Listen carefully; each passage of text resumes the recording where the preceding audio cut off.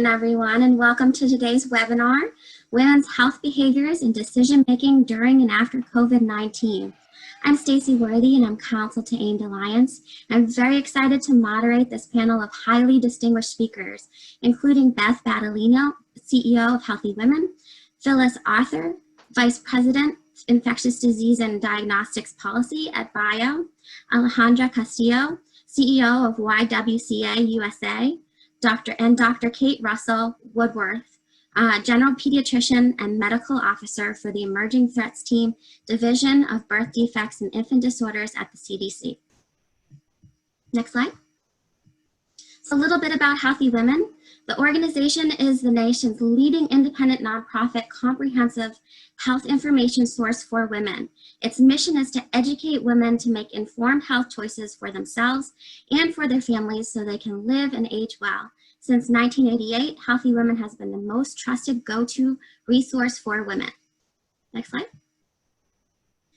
HealthyWomen would like to start by thanking its sponsors, Astellas and the Pfizer Foundation, for supporting this project. So a quick preview of today's agenda. We're going to discuss two recent studies from HealthyWomen which were released today. Survey purpose and methodology. We'll discuss the key findings, and then we'll have a panel discussion with an audience Q&A. So the two survey reports are Women and COVID-19, Understanding the Emotional and Physical Impact on Women's Behaviors and Health Decision-Making During and After the Pandemic, and Women and Menopause and COVID-19. The reports are intended to provide an understanding of the pandemic's impact on women's physical and emotional health, to understand how experiences influence current and future healthcare behavior, and to raise awareness of COVID-19's impact on women. Data was collected using a 15-minute online survey from June 2020, and over 3,000 women responded. So let's go over some key findings. So HealthyWomen asked respondents questions to examine differences pre-pandemic, during the pandemic, and post-pandemic. So starting with pre-pandemic, HealthyWomen explored routine medical appointments, and the survey found that 86% of respondents attend their own medical appointments, routine medical appointments pre-pandemic, and 44% attended appointments with family members pre-pandemic. Next slide. HealthyWomen also explored the use of telehealth.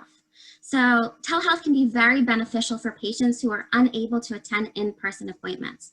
And the survey found that pre-pandemic, 23% of respondents reported using telehealth for themselves or their family members, and usage was significantly higher among Hispanic and Black women. Next slide. Pivoting to behaviors during the pandemic.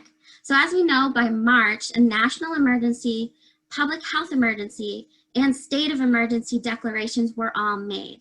Many of the states also implemented social distancing measures, with an estimated 75% of Americans under these measures when the survey was conducted in June. The pandemic, coupled with social distancing measures, also has created some unique hurdles for women.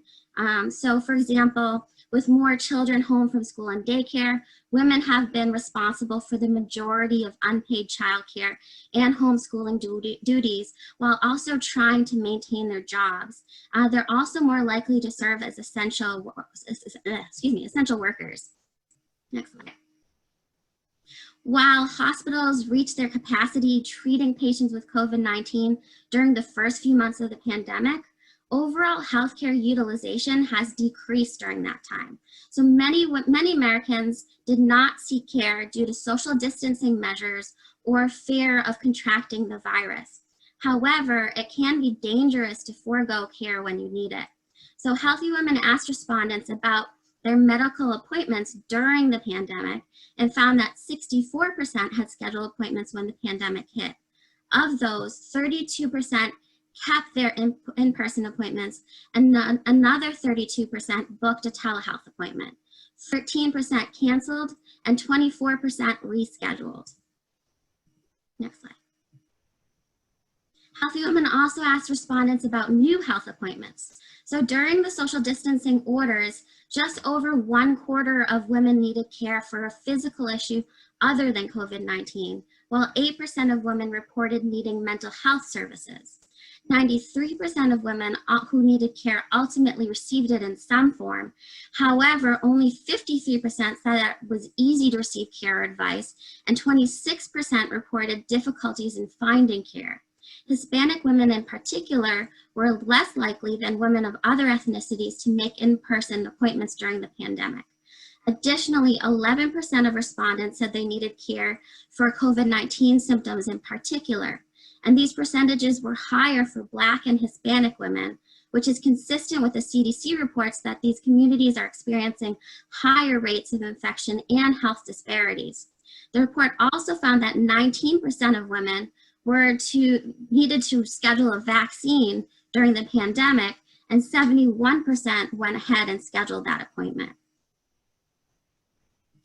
Moving to prescriptions, the pandemic has made many Americans reluctant to leave their homes, even to pick up their medicine.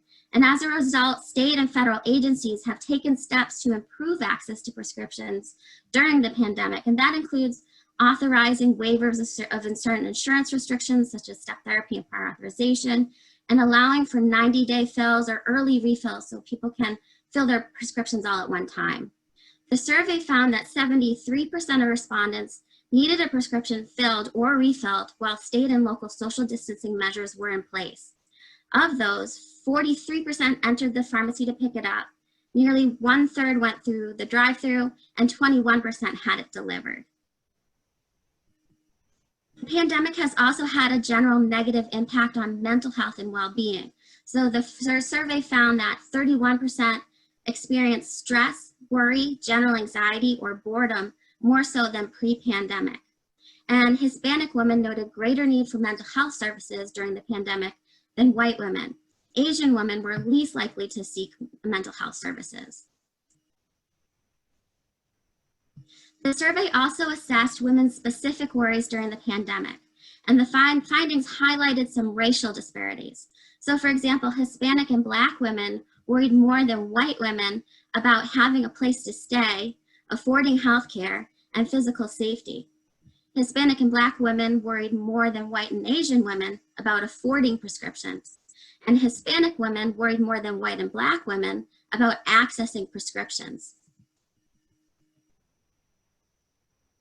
Healthy Women also explored the issue of health and wellness and found that while women were certainly trying their best, only 48% reported staying connected, 38% were physically active, 32% reported following healthy eating habits and routines, 30% reported making time to relax, and 24% reported good sleep.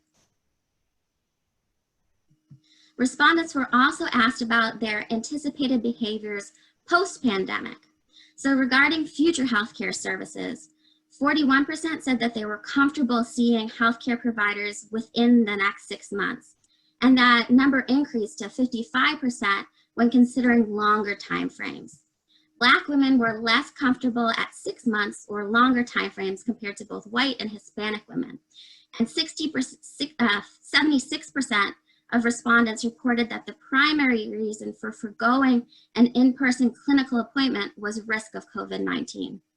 Regarding the future of telehealth, 40% reported that they would likely make telehealth appointments in the future, with both Hispanic and Black women more likely to book such appointments than white women. Regarding a COVID-19 vaccine, 54% were extremely likely or likely, whereas 19% said they were extremely unlikely or just unlikely to get a vaccine. Black women said that they were less likely to get the vaccine than Asian, white, and Hispanic women. And 62% said that they were unlikely to get that vaccine because they cited a lack of trust or in the safety or efficacy of the vaccine. So we're going to pivot now to the report on women, menopause, and COVID-19. So the CDC has identified several underlying health conditions that place people at high risk for severe illness from COVID-19. Unmanaged menopause can lead to certain health risks, including some of those high-risk diseases on the CDC list, namely heart disease and type 2 diabetes. So therefore, the COVID-19 pandemic has increased the need for menopausal women to take care of their health. 54% of respondents reported living with menopausal symptoms. Pre-pandemic, 25% of women with menopausal symptoms had scheduled in-person visits to discuss symptoms and receive treatment. Only 2% with symptoms used telehealth. During the pandemic, 44% of respondents with menopausal symptoms needed to schedule an appointment. Of those, 36% saw a doctor in person, and another 36% used telehealth. Regarding the use of technology in telehealth, 40% of women with menopausal symptoms said that they used some form of technology to manage their well-being or menopausal symptoms. They were also more likely to use telehealth during quarantine than those without menopausal symptoms. Other key findings included that Hispanic and Black women were significantly more likely to need to schedule an appointment for menopause symptoms, but also were likely to delay treatment compared to white and Asian women. Women experiencing menopausal symptoms were also more likely to report social anxiety, separation anxiety, insomnia, and panic. Ultimately, the survey reaffirmed the need to educate women about menopause and encourage them to seek timely diagnosis and treatment, even more so amidst the COVID-19 pandemic. So with that, we want to open it up for a panel discussion. So let's introduce our speakers now. So first we have Beth Battaglino, who is the Chief Executive Officer of HealthyWomen. She brings a unique combination of sharp business expertise and women's health insight to her leadership of the organization. Beth has worked in the healthcare industry for more than 25 years, helping to define and drive public education programs on a broad range of women's health issues. She launched and has expanded the HealthyWomen.org brand. As a result of her leadership, HealthyWomen has been recognized as one of the top 100 women's health websites by Forbes for 3 consecutive years, and was recognized by Oprah Magazine as one of the top women's health websites. Okay. Phyllis Arthur is the Vice President for Infectious Diseases and Diagnostics Policy at BIO. She is in this role, Ms. Arthur is responsible for working with member companies in vaccines, antimicrobial resistance, molecular diagnostics, and biodefense on policy, legislative, and regulatory issues. Ms. Arthur joined BIO in July 2009 as the Director of Healthcare Regulatory Affairs. Prior to joining BIO, she worked in numerous marketing and sales positions for Merck and their vaccine division. Over her 16-year career in vaccines, Ms. Arthur launched several exciting new vaccines in the United States and internationally. Alejandra Castillo is the CEO of YWCA USA. She serves 2.3 million women and girls around the world around the country with a network of over 200 associations. YWCA plays a dual role as both a social service provider and advocate for reform and justice. Alejandra has over 2 decades of professional experience in Washington, D.C., having served in senior leadership in 2 presidential administrations.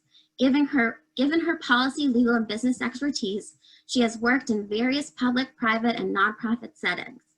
In 2014, Alejandra was appointed to the Obama administration to serve as a national director for the Minority Business Development Agency, becoming the first Hispanic American woman to lead the agency. Dr. Kate Russell Woodworth is a general pediatrician at the CDC in the Division of Birth Defects and Infant Disorders. As medical officer for the Emerging Threats team, Dr. Woodworth supports efforts to detect the effects of new health threats like COVID-19 on pregnant women and their babies by collecting data from pregnancy through childhood. Dr. Woodworth first joined CDC in 2015 as an Epidemic Intelligence Service Officer and has served on the front lines of the public health responses to the Zika virus. Today, as part of the CDC's COVID-19 response, She develops clinical guidance and advances pregnancy studies and surveillance efforts as led through the Pregnancy and Infant Linked Outcomes team. So with that, let's get into it. So Beth, we just heard a lot about the Healthy Women surveys. What are some of the findings that you found to be unexpected and why? You know, Stacy, I found two things that just struck me. Number one, that in a good way, 54% of our audience said they were extremely likely to get the COVID vaccine when it became available. So to me, that was a pretty high percentage of people raising their hand and saying, yeah, I would be very interested in getting that vaccine. Black women, 45% of Black women said that they were extremely likely. 67% of Asian women and 53% of Hispanic Latino women said they were willing to get vaccinated. So to me, that's good news. The other thing that struck me is the telehealth, and not in a, I definitely would see an uptake in telehealth during the pandemic. But I was pleased to see, and I'm just going to drive into menopause because it just seems that I've been talking about menopause nonstop lately with Healthy Women since that is one huge issue for our audience. But women that are living with menopausal symptoms were using telemedicine to help with accessing care for their symptoms. So again, I was pleased to see that number, and what I'm encouraged by is that the telemedicine, I think it's going to continue to grow. So I think that's going to be important from a consumer organization to make sure that we continue to do education around telemedicine, that we provide information on how to use it and how it can be successful. So those are two things that I thought that really kind of stuck out from the survey.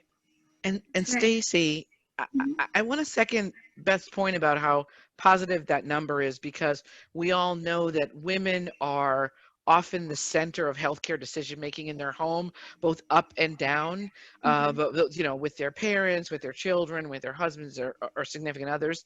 And so seeing women thinking about and saying they might get the vaccine actually has a ripple across the family up and down the age spectrum, and that's an extremely important number to focus on.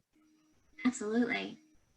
And Alejandra, the YWCA has been on the front line serving more than 16,000 women, families, and children across the nation, including by providing safe and sterile testing sites, childcare support, meals to children and families, and daycare and housing for homeless and elderly individuals.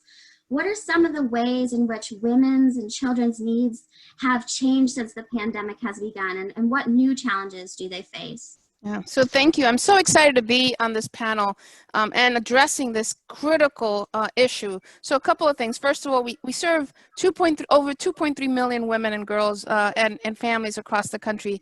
And we like to say, because of our network, we have the finger on the pulse as to what's been occurring in communities large and small. So one of the things that we immediately saw was a rise in gender-based violence. And it didn't just happen in the US, it actually happened globally. And because we are one of the largest network providers of services for survivors of domestic violence, we saw that uptick, very, very stark, in a very stark manner. So although we do this work day in and day out, under the pandemic, it was particularly challenging because we want to make sure that women knew they weren't alone. Two, we kept our doors open, and we had to truly follow CDC guidelines and health guidelines in order to make sure that not only the incoming women were safe, but the ones that were in our emergency and temporary shelters were there. So we saw a lot of that. And then we saw the impact, this correlation that especially that you have seen in your report, that correlation about the public health and the economic stressors.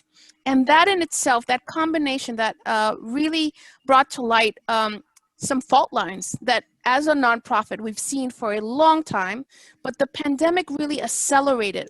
And I want to go back to that 23% of on your study, the 23% of women who reported using telehealth.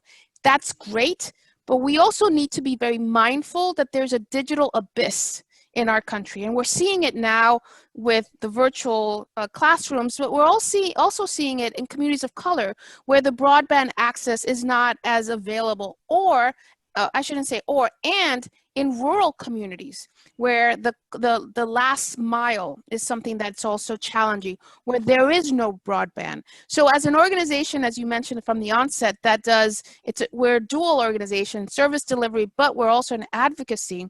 These type of conversations, and this report in particular, is very important because it helps us it helps inform, and as an advocate organization, we will take this report and use it as just another proof to decision makers, particularly on the Hill, of some of the top issues that are impacting women and girls across the country. That's great. And Kate, what are some of the unique challenges that pregnant and nursing women face in light of the pandemic?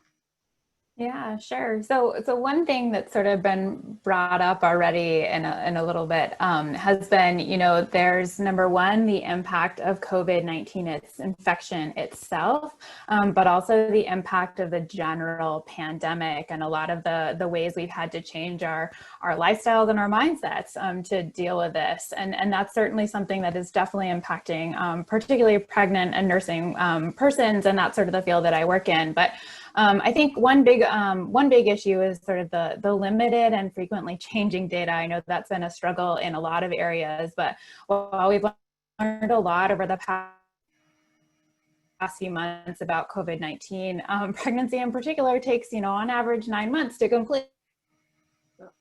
And so there's still going to be some of COVID-19 infection and pregnancy.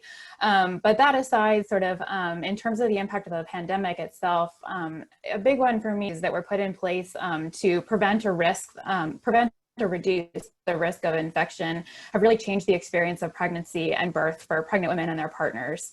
I think a big issue here is sort of limited number of persons in the delivery room. Women are often going to prenatal care visits on their own without their support person, and that's really challenging.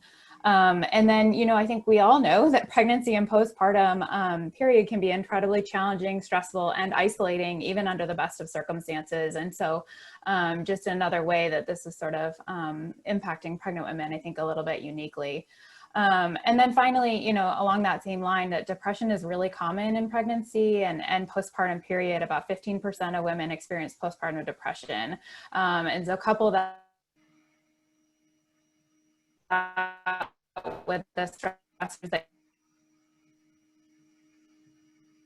you mentioned in your survey, upwards of 30% are stress pregnancy, again, in the best of circumstances. Yeah. I can just jump in here for a second. So the other hat I wear, I'm also a practicing nurse in maternal fetal medicine. So we're seeing a faster discharge. So women that are having vaginal deliveries are leaving in 24 hours. C-sections are usually 48 hours. So they're going home earlier. And while, we're all, trying to facilitate in my hospital, we're all certified in breastfeeding. So going to that, making sure that they have the support. We put some things in place so when that mom is discharged, there is follow-up to ask her how she's doing mentally, and to make sure that we're checking in with her and making sure that she continues to be successful in breastfeeding as she transitions from hospital to home. So there are some things that are being in place, and telemedicine is playing a big role in that too, where the lactation consultant and support groups you can do virtually, and that's been helpful. Not ideal, but we're doing the best we can. But to speak to what you were saying, Kate, it's like we're putting that into practice in some of the hospitals, and certainly in the hospital that I'm working in. Yeah, and I wanted to jump in as well. We are given our mission, eliminating racism and empowering women, we look at these issues with the racial justice lens and recognizing that African American women have the highest maternal mortality rate in our nation. And unfortunately, that is a statistic that continues it's not changing as much. YWCA of Kalamazoo, Michigan has an incredible program called Cradle Kalamazoo, which is primarily making sure that we're focusing on African American women as they go into delivery, after delivery, and having that touch point. So organizations like ours, give a much higher touch point because that's really needed. So I just wanted to raise that issue because we're seeing, again, as I mentioned, we've seen the fault lines, and we're seeing these fault lines just get deeper. So the work that we do collectively, and I'm so happy to be on this panel, is really monumental to be able to not just track what's happening, but also start to change the course of what's happening. Absolutely. Exactly. 100%. Yeah, and I want to also pivot back to medications and vaccines.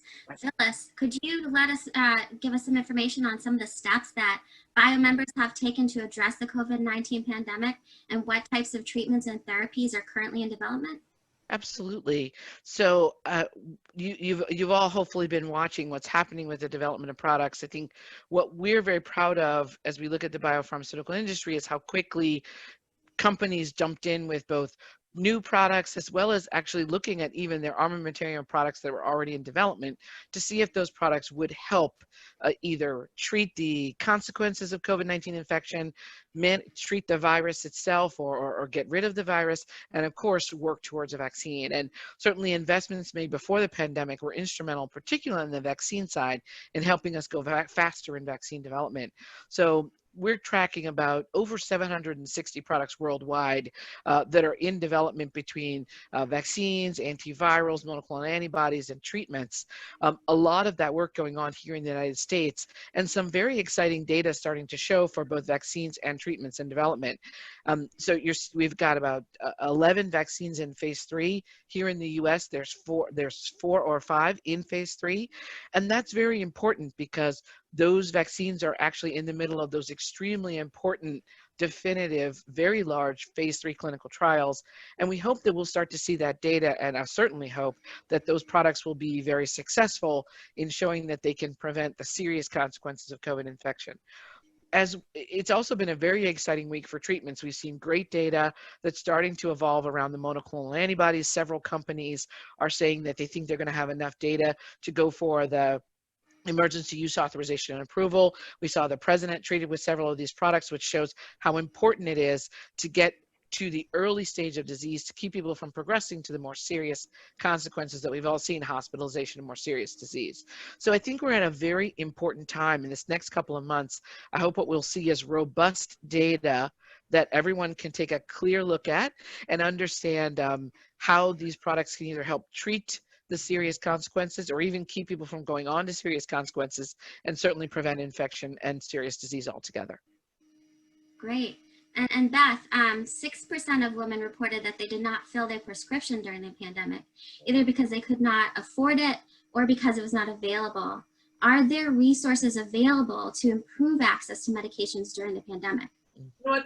There are, Stacey. A lot of the drug manufacturer companies have a program called Patient Assistance Program that helps people that are taking brand medication get them at a discount rate, or, in many cases, they can get them for free.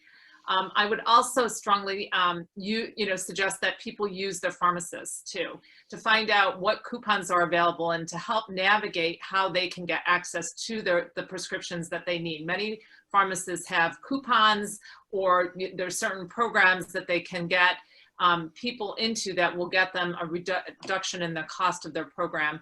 And then as a healthcare provider, when you're in the hospital, it's making sure those prescriptions are filled before the patients are leaving, right? So we can help the patient navigate and make sure that those prescriptions are in their hand before they leave the hospital, alleviating that extra step of going to a pharmacist. And I'm pleased to also, see that a lot of the pharmacies are offering free delivery, or they have drive-through pickups now to get so patients can get or consumers can get their medication.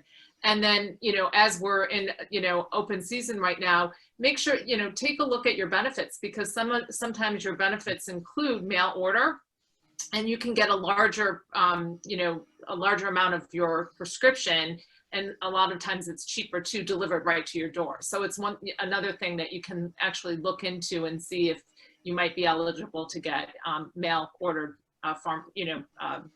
prescriptions and filled and get that delivered right to your front door. So there are some, some good things in place, and they're going to. I see this continuing to improve as well. Great.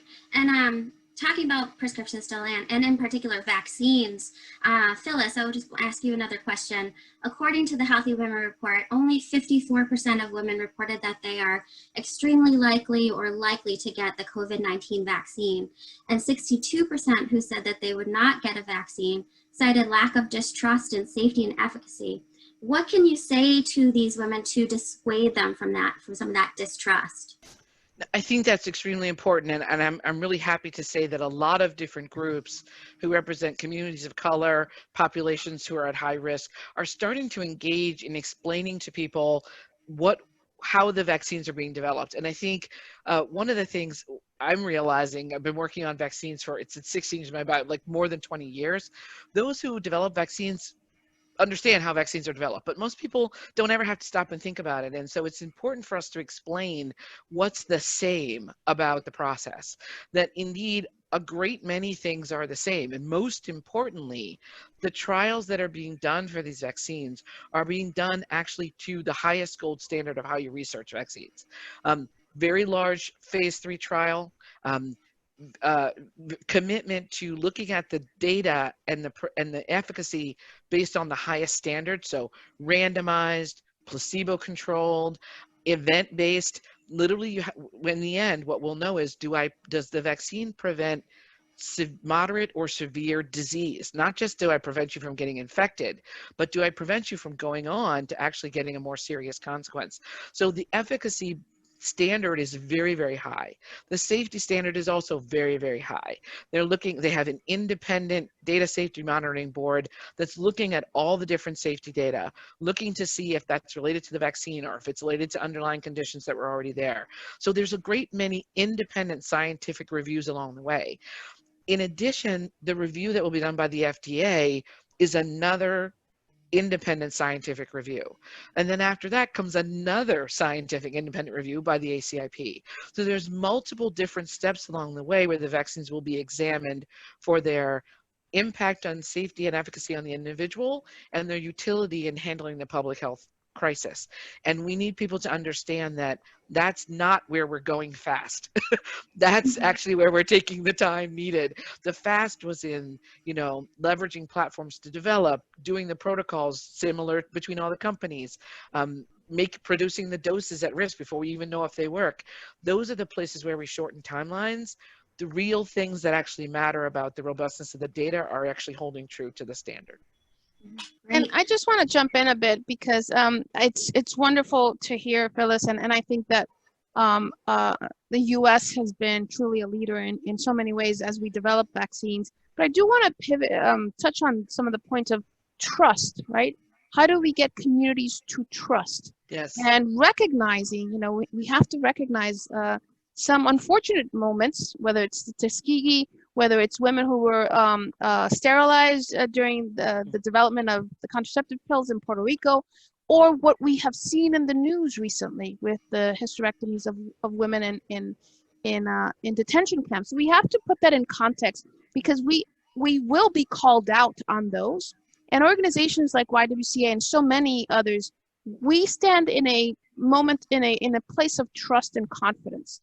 So we want to make sure that we are not only advocating on the policy side to make sure that women are safe, that there is no structural discrimination or racism in the process, but more importantly, that there's equity, right? Equity in how it's being manufactured, how it will be distributed, what's the cost structure and all of that. So there's definitely a big role for all of us to play in disseminating information, in empowering communities of color, because we want them to also be part of the trial and making sure that we're doing it in a way that is being both inclusive, that is being diverse, so that we can iron out any health issues that may be posed.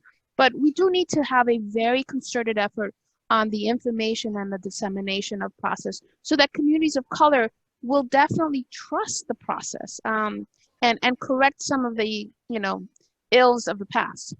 And I think that's extraordinarily important what you just said, because the issue here is making sure people see themselves in the data. And you've heard a lot of conversation about this over the last few months. How can we undo 40, 50 years of distrust in clinical trials and help people understand that participating in the trials is the best way to see ourselves in the trials? But we need to make sure we're explaining this in a way that's culturally competent, as you just said. I mean, that's so important. We need to have investigators that look like the people who are going to be in the trials. We need to, it's a multi-pronged and multifaceted approach. And then we need to make sure that when people say yes to the vaccine, that they're not struggling to access that vaccine. It needs to be in the FQHCs and community health centers and at churches if we need to. I mean, we need to have the vaccine in multiple locations being explained and delivered by messengers that people trust, who have been well informed by the evidence and the data themselves. And that's a tall order in a very short period of time, but it is extraordinarily important. And I'm happy to see many different medical societies and the Hispanic American community and the African American community start to take on this role of educating. You'll see not the NMA and the Urban League and National Black Nurses Association doing an event this evening, actually, to try to educate and answer people's questions. UNIDOS and others doing similarly. This is the time when we all have to kind of lock arms and help explain these things in very understandable layperson medical language and answer questions honestly. Right. Yeah, and speaking of which, we just got a question from the audience. Kate, this one's for you. Will the CDC recommend vaccine use by pregnant women since they are not included in clinical trials?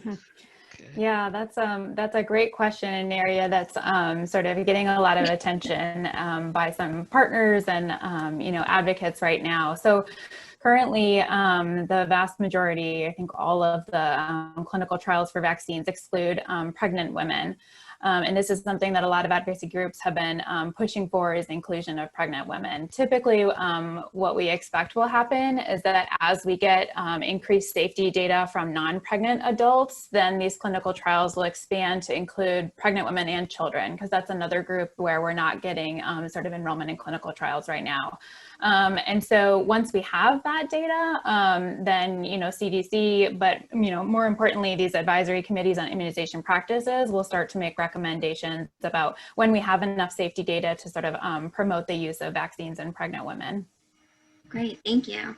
And then Beth, even prior to the pandemic, it appeared that few women with menopause symptoms scheduled appointments with their providers. So could you tell us a little bit about why it's so important for women to meet with their providers, whether it's in person or via telehealth, to discuss their symptoms and what can be done to encourage them to seek diagnosis and treatment?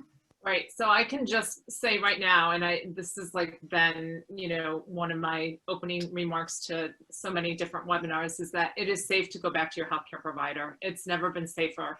The offices are clean. We're putting so many different social distancing protocols in place, and you're seen on time. You're not waiting in a waiting room filled with 25 people, for, half hour, 45 minutes behind schedule. You're actually seen on time.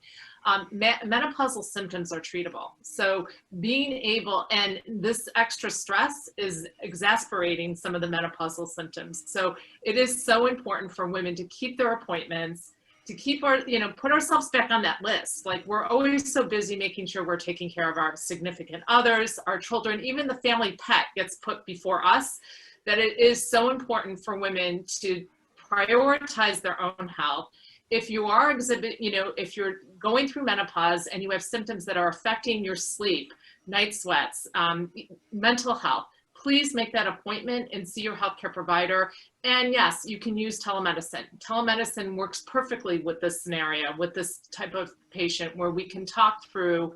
There's so many physicians that are available that are NAMS certified that can help you, and they don't even have to be in the same state. So please, if you're putting that off, make yourself a priority. Make that appointment. You deserve to put yourself first on that A list. And can I just jump in very quickly? Because Elizabeth, you raise a very important point. You know, for the women that we serve, again, going back to what I said at the onset of this conversation, that cross-cutting issue of the public health, the pandemic, and then the economic downturn, which the New York Times has deemed it the she session because women are at the core. You know, these stressors, and I wonder, I am not a physician or in the public health, but I've seen so many women who are under so much stress, and autoimmune illnesses like lupus, for example, I think we're going to see a spike in that, right? How do we address that? And again, this may not be the topic fully for this panel, but it is an issue, especially for menopausal women who are at that cusp. So hopefully we can talk about it at another webinar, because I think that there's so many autoimmune illnesses that are being triggered for a variety of reasons, and women are really at the core. At the core, highest instance of autoimmune disease affect women. Yeah, so you're absolutely right. Yeah, and that's in an area I would say. Oh, sorry. We just got a question from the audience that is exactly what you were just saying. It's somebody from the AIDS Institute, and she said many women living with HIV are having challenges accessing medical care and services during this time. Is there any info that can be shared by the speakers on that issue? I can just say, you know, the guidance that CDC has put out has really been to make sure, you know, piggybacking on what everybody else has said, is to make sure that you're receiving the care that you need and reaching out to your healthcare providers. And you know, HIV care, unfortunately, that's already a challenge pre-pandemic for some individuals. I live in Georgia. It's a big problem here in Atlanta, HIV, and particularly untreated HIV. And, you know, conditions such as immunocompromised state, we know that can make you at higher risk for severe infection for COVID-19. And so, you know, we're really just trying to reiterate again to reach out to your healthcare providers, you know, and making sure that you're taking care of the conditions, the underlying conditions that already put you at risk for higher, for more likely to have severe infection. And so, you know, HIV, but also things like type 2 diabetes, people with heart disease, like you mentioned, taking care and making sure that your underlying conditions are in as good of a state as you can make them will make you at less risk of severe infection. So that's really important. Great, thank you. And Alejandra, you kind of already touched on this a little bit, but let's dig in a little more. So we acknowledge that the pandemic has created unique hurdles and burdens for American women. For example, recent study in Harvard Business Review found that women's jobs are 1.8 times more vulnerable in the crisis than jobs. And due to these and other stressors, the Healthy Women survey found that women are experiencing increases in worry, generalized anxiety, frustration, loneliness, and depression. And these concerns are heightened among the Hispanic and Black women communities. Can you discuss this issue from a racial justice lens? Yeah. Well, what a great question, and really at the core of what we do at YWCA, which is keeping that racial justice lens on all the policy issues that we deal with. And again, from YWCA USA, our biggest job is to be those advocates, particularly with decision makers. So a couple of things, again, and I hate to sound like a broken record, but it is what we're living right now. We're living this issue of a huge public health crises coupled which created a economic crisis, and the two are so intertwined. But what we also saw was, you know, back in December, the Bureau of Labor Statistics deemed women were the majority of the workforce. But it also said that women had to have 1 or 2 jobs just to make ends meet.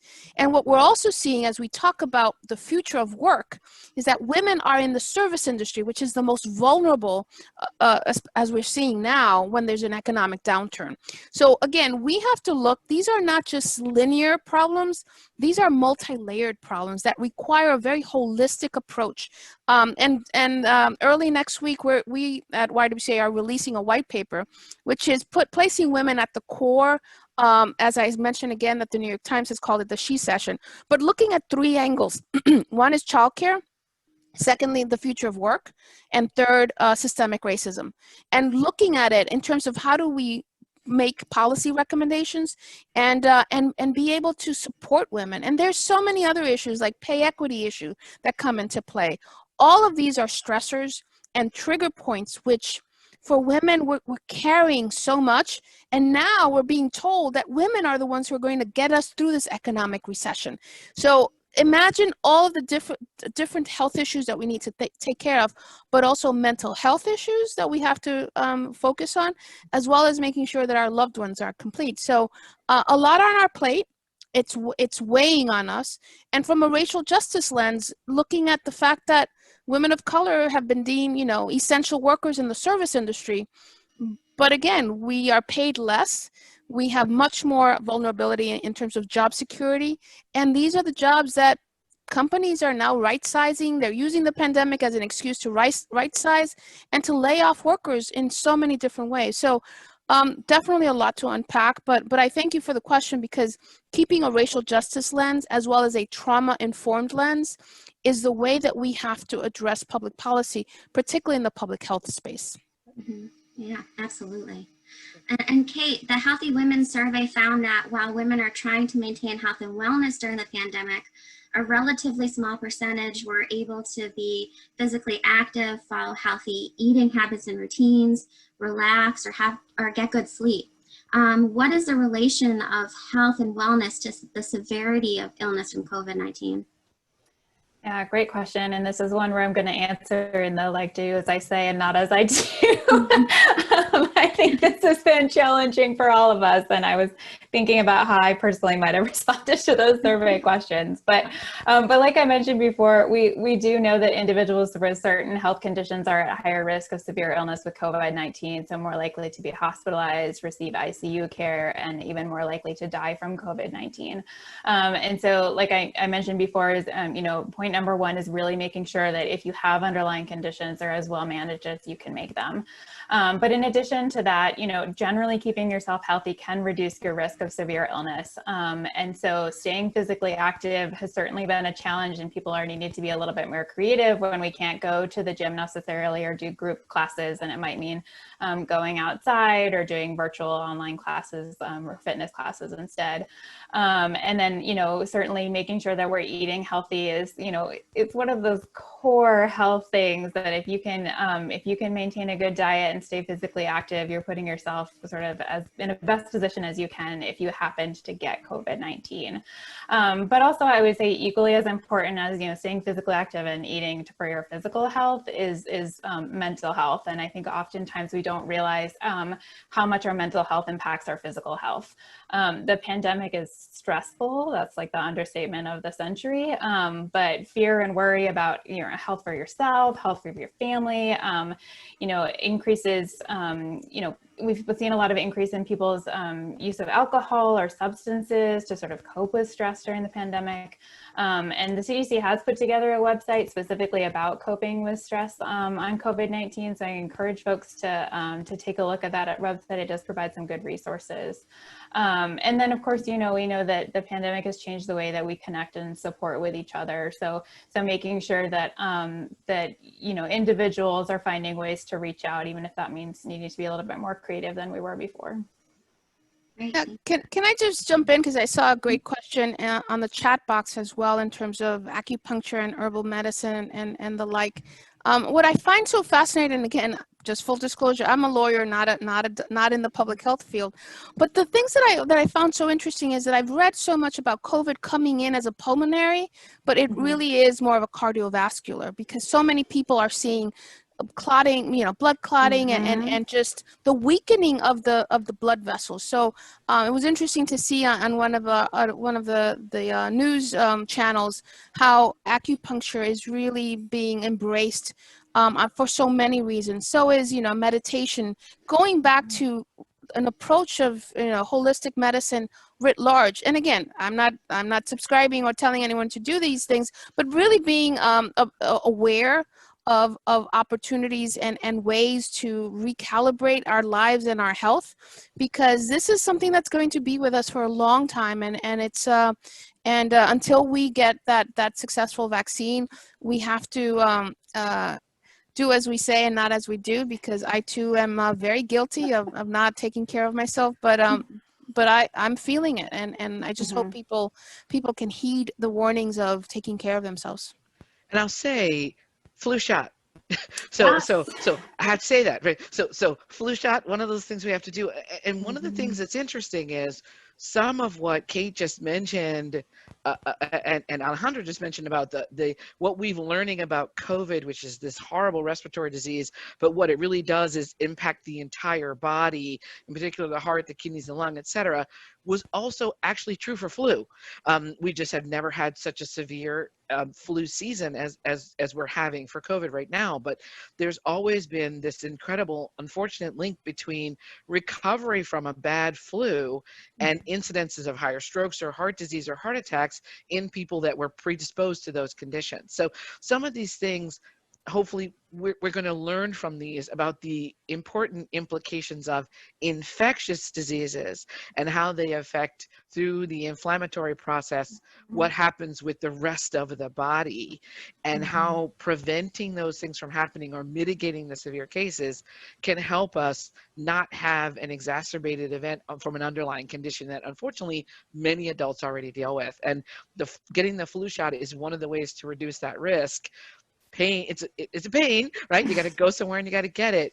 But I think that we're happy to see more people getting the flu shot than have in the past.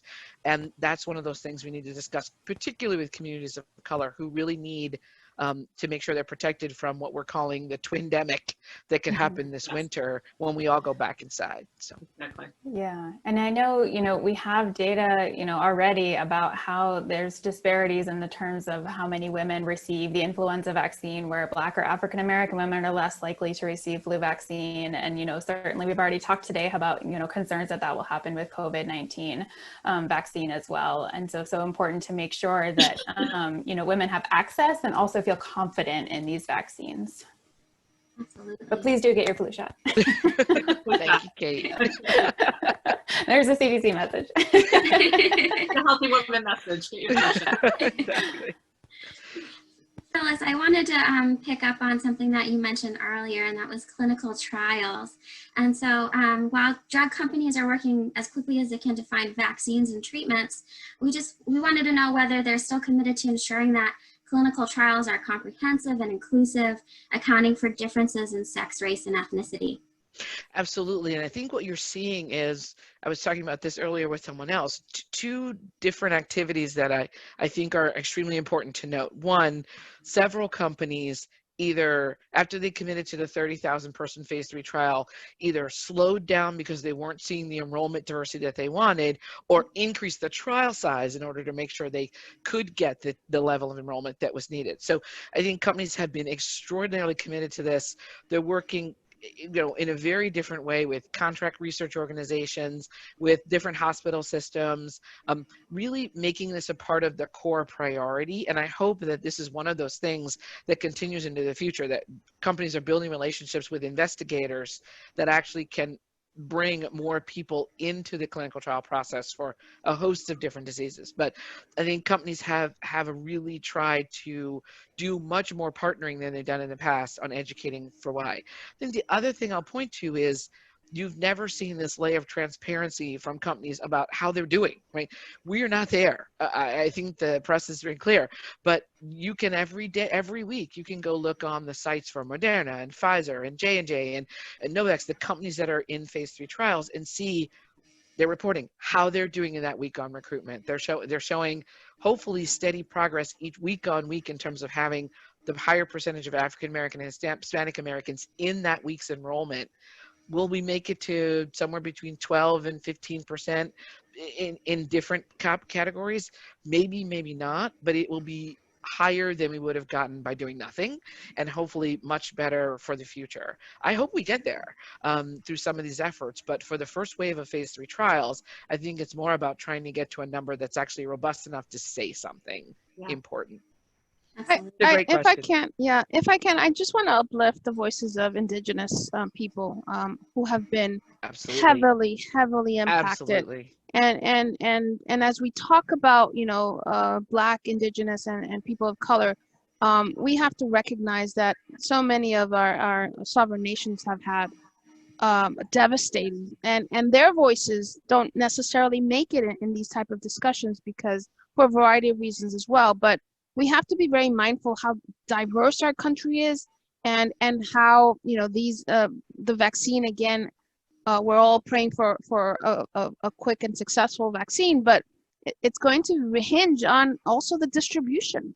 Absolutely. How is it distributed? How is from an equity perspective, so that everyone can have this vaccine. So there are many layers to make sure that from a both policy and programmatic that we're all stepping into this. Yeah, Well said. agree. So we have just a couple minutes left. I wanted to hear from everybody. Ideally, in an ideal situation, what types of programs, policies, or legislation do you think could make a difference and really help women moving forward in this pandemic? And Beth, I'd like to start with you. You know, I wrote it down because I thought it was kind of clever, but women first in healthcare. It should be a norm and not an anomaly. So that's my takeaway, is that we need to put women first. We're the caregivers. We're, taking care of not only our families, but significant others. And it's time that we put women first. Who would like to go next? I think I've been thinking about this the last few days, and I think you get what you measure. And so I think it's extraordinarily important to put this issue of the diversity, as broad as Alejandra just discussed it, in our plans for clinical trials, for distribution. This issue of equity has to be paramount in what we do. So it needs to go in how companies work with their clinical research organizations, how they approach their trials, how you'd have discussions with the FDA, that this needs to be the question answered before you start, such that you are thinking through the ways that you will do this as you undergo the research, knowing that you have the broadest population in mind. And this is particularly true when you're talking about medical countermeasures in the pandemic response space, right? This is not a disease that only affects, it's not a rare disease affecting this population. It's going to have the broadest use. It therefore needs to have the broadest approach to the research. And you need to do that when you're starting, and everybody needs to be measured on that, everyone in the system. Kate, would you like to go next? Sure. Yeah, I can say that, totally agree about equity, needing to promote equity, particularly, among vaccine policy. But I would also just add that, a big thing is to find ways to ensure that women have, easy and safe access to, preventative medicine, prenatal care, breastfeeding support, care of underlying conditions, making sure that we're focusing on sort of these issues sort of outside of COVID, in addition to impacted by COVID, but in the broader, pandemic sense, that making sure that we're still providing easy and safe access to care. Alejandra? Yeah, so I would close with just a couple of things. One, science, equity, and trust. And those three elements really can move the needle. But throughout that, it has to be partnerships. So I'm happy to see Bio here, as well as the CDC, and looking forward to working more closely with Healthy Women. And I want to give just a shout out to Marsha Henderson and Sheila Carnicelli, who were former board members of YWCA USA and are now board members of Healthy Women, because again, it's in the partnership that we're going to move the needle for communities across the country. Agree. Great. Well, thank you all. And we want to thank our sponsors one more time. That's Astellas and the Pfizer Foundation. Thank you to Healthy Women for putting on this wonderful event. Have a good afternoon, everyone. Thank you. Thank you very Thank much you for the very much. invitation. Thanks so Terrific much. discussion. Take care.